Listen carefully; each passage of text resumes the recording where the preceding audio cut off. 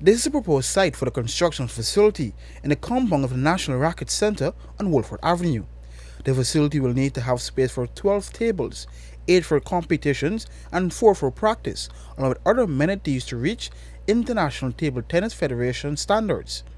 In a recent interview with Newsroom Sport, Munroe indicated they have now gotten financial commitment from the Ministry of Culture, Youth and Sport for foundation work. Still progressing. I spoke to Ambassador Hyan Gao, and she basically is still interested in having that project made a reality.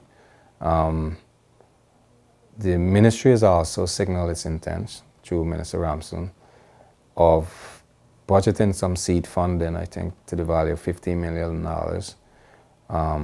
to help with some construction work, at least start the base or some element of the construction.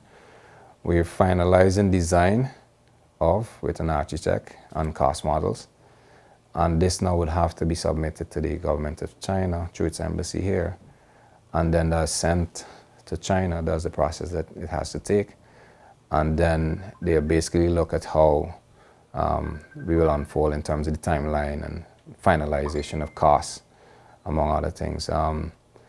Hopefully we'll be able to commence a final position on where we're heading in terms of timeline with our project. I would want to say in the next 2 months. I would say the end of February is my estimation.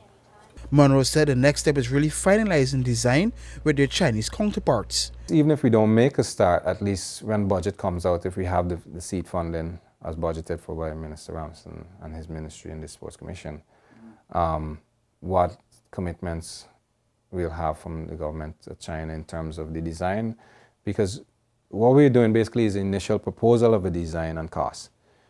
They would look at that design now and maybe come back to say, well, okay, well, we could tweak the building here, we could do this here.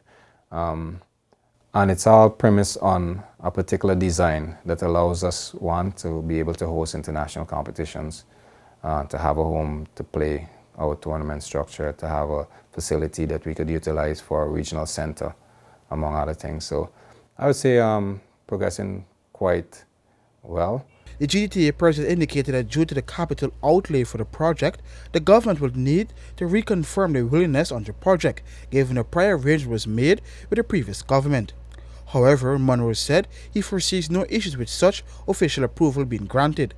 It is understood the approximate cost is in excess of 120 million Guyana dollars. For the newsroom, Akim Green.